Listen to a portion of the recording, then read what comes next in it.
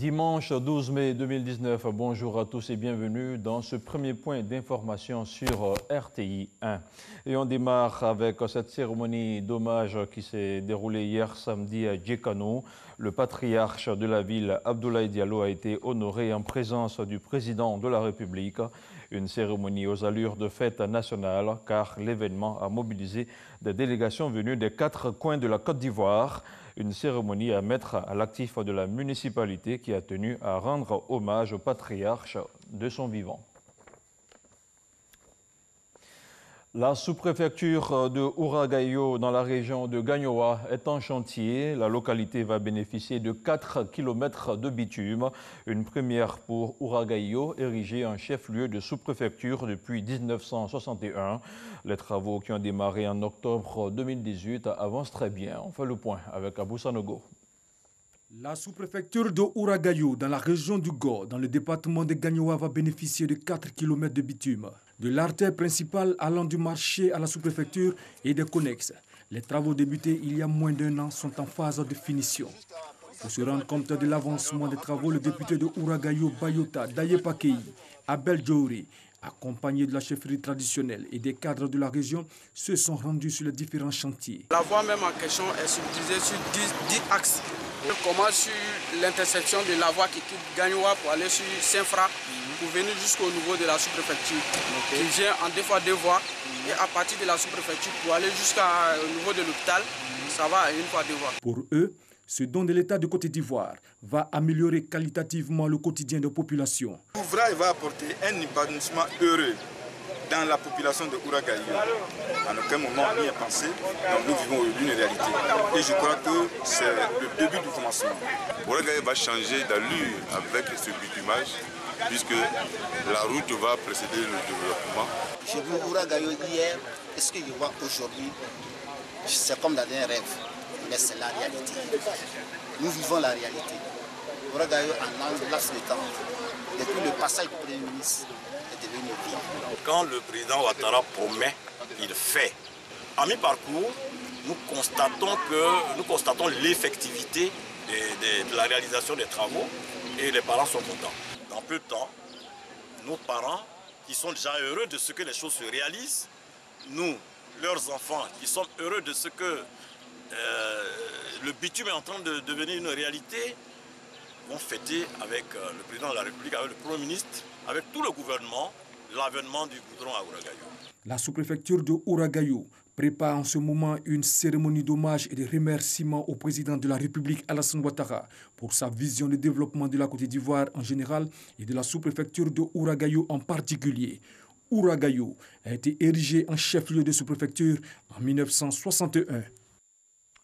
La ville de Cape Town, en Afrique du Sud, a abrité récemment la 14e Assemblée générale de l'Association des raffineurs et distributeurs africains, ARA. Cette Assemblée générale qui se tient chaque année depuis 13 ans est une plateforme de rencontre entre les professionnels du pétrole pour parler de leur secteur, mais surtout des voies et moyens pour un carburant de qualité sur le continent africain. Renforcer l'investissement dans l'aval pétrolier africain, c'est le thème de l'édition 2019. Une édition qui a été l'occasion de plancher sur les questions liées à l'investissement dans le secteur, avec comme modèle la Côte d'Ivoire pour le redressement de la CIR. C'est un commentaire signé Jean-Jacques Kwame. Du carburant de qualité pour un air moins pollué, c'est une réduction des dépenses en santé pour les États africains. Cet objectif que s'est fixé l'Association des raffineurs africains ARA à travers sa feuille de route Afrique allant de l'étape 1 à 5 prend fin en 2025. Pourtant, sa finalisation tarde avec une stagnation au niveau 3. En cause, le coût des investissements. D'où le thème « Renforcer l'investissement dans l'aval pétrolier africain » choisi pour la 14e Assemblée générale de l'association tenue à Cape Town en Afrique du Sud. Pays à l'honneur pour ce rendez-vous annuel qui a réuni plus de 600 participants, la Côte d'Ivoire, avec le ministre de l'Énergie Abdourahmane Nassissé, comme invité spécial.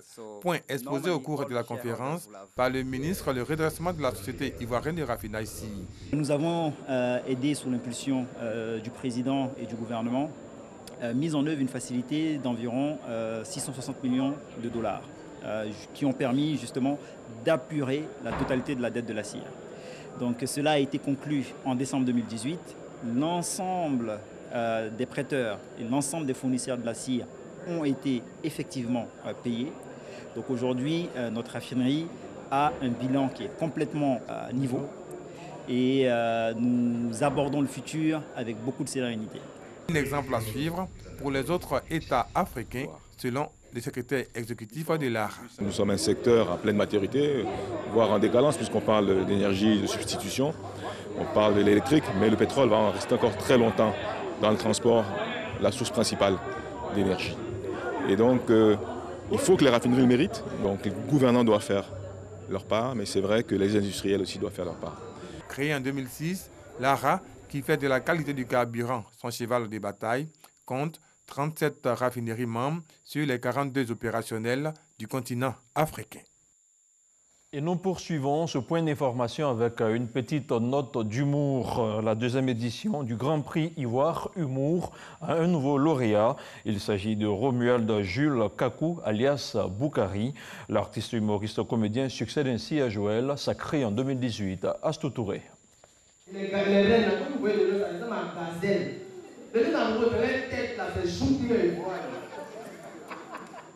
À quelques minutes de la proclamation du nom du vainqueur du Grand Prix Ivoire Humour, Jules Kakou Romuald, alias Boukari, avait dit ceci. Si tu es arrivé à un certain stade de ton travail, que tu n'es pas récompensé, c'est qu'il faut le voir ce que tu fais. Il y a encore d'autres prix là-bas. Je pense que je vais remporter encore. Un optimisme qui plus tard s'est réalisé. Boukari succède ainsi à Joël en remportant le Grand Prix Ivoire Humour 2019, en plus du prix sectoriel du meilleur imitateur. Et tu as dit, il n'y a pas grande décoration qui dépasse ça là. Donc je suis tellement ému. Aujourd'hui, si il y a des couples là, c'est à cause de vous et personne d'autre. Donc je vous dois beaucoup, avec respect. À cette soirée du rire, plusieurs prix sectoriels ont été décernés, dont celui du meilleur humoriste web remporté par Zunon et celui du meilleur mécène remporté par la radiodiffusion télévision ivoirienne RTI. Depuis 2006, nous démarrons Bonjour avec tout ce qui se passait en Côte d'Ivoire. Nous avons donné, n'est-ce pas, la nette mesure de l'humour en Côte d'Ivoire. La marque RTI a pu s'imposer à travers l'humour. Alors aujourd'hui, nous pensons que c'est une consécration. Koloko Germain, alias Papitou, a été fait meilleur humoriste enfant de Côte d'Ivoire. Il est reconnaissant à la RTI pour lui avoir donné sa chance. C'est la RTI qui a fait qu'aujourd'hui tous les enfants de Côte d'Ivoire, d'Afrique, du monde entier m'adorent. Et je dis merci à cette grande émission qu'on appelle Bonjour. Je vais toujours continuer de faire plaisir aux Ivoiriens à travers Bonjour, à travers la petite voix. Pour les initiateurs de la grande messe de célébration des humoristes, c'est une occasion de promouvoir la culture ivoirienne à travers le rapprochement et la bonne humeur. Toutes les initiatives qui permettent d'unir les Ivoiriens et les porter vers des valeurs, vers une échelle des valeurs, nous intéressent. Le plus important, c'est de démarrer. On sait que le succès vient avec l'effort, vient avec l'abnégation, mais il faut surtout croire et avancer. Nos perspectives, c'est que vraiment, à travers ce prix-là, on puisse réunir tous les humoristes des différents continents en Côte d'Ivoire. Un grand rendez-vous de remise de prix qui va faire venir du monde et faire découvrir les talents ivoiriens. Cette soirée était également l'occasion de présenter les jeunes pousses de l'humour, cap sur l'édition 2020. Culture toujours, et cette bonne nouvelle pour les amateurs de reggae en Côte d'Ivoire. Le chanteur Tikendia Fakoli vient d'ouvrir une bibliothèque dans la commune de Yopougon. Plusieurs dizaines d'ouvrages sur la culture rastafari sont disponibles, ainsi que quelques livres sur les grandes figures du panafricanisme. On voit tout cela avec Serge Coléa.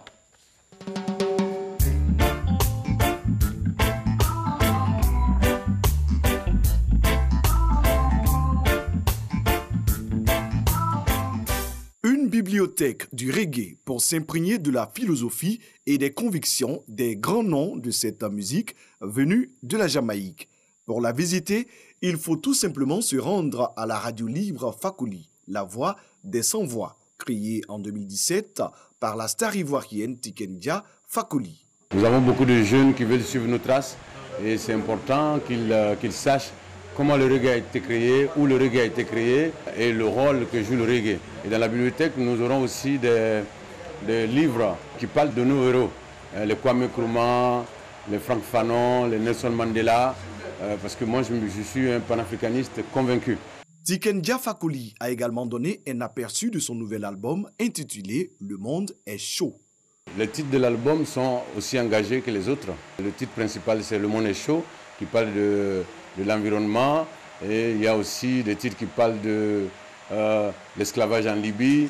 Il y a d'autres titres qui conseillent les jeunes, qui leur disent là-bas, ce n'est pas le paradis. Ici, c'est le continent de l'avenir. Et puis je leur dis aussi que nous n'avons pas à fuir ce continent. Après la sortie de son dernier album, l'auteur de Manger Grassi lance une tournée internationale. La reggae star va sillonner plusieurs pays du monde pour porter le flambeau du reggae made in Côte d'Ivoire. Place à présent à l'actualité internationale en bref avant de refermer ce journal. L'ONU en Afrique de l'Ouest juge crucial la nomination rapide d'un nouveau Premier ministre en Guinée-Bissau. Une nomination pour mettre fin à la crise que traverse le pays depuis près de 4 ans, alors que le FMI a souligné la fragilité de ses finances publiques. Réunis vendredi à Bissau en session annuelle, les chefs des missions de maintien de la paix de l'ONU en Afrique de l'Ouest ont exhorté tous les partis politiques représentés à l'Assemblée nationale populaire à collaborer de manière constructive. Et puis, l'armée soudanaise a proposé de reprendre les discussions sur un transfert du pouvoir à une autorité civile. L'annonce a été faite hier samedi par la coordination du mouvement de protestation au Soudan. Rappelons que les pourparlers entre les dirigeants de l'Alliance pour la liberté et le changement ALC, fer de lance de la contestation, et le Conseil militaire butent sur des divergences. Les deux entités cherchant à contrôler l'organe appelé à remplacer le Conseil militaire. Et c'est ici que l'on s'arrête pour ce jour. Merci à vous tous qui avez suivi ce 6h30. Retrouvez à 13h Hamza Diaby et retrouvez l'intégralité de ce bulletin d'information sur nos supports d'information www.rti.ci. À la semaine prochaine.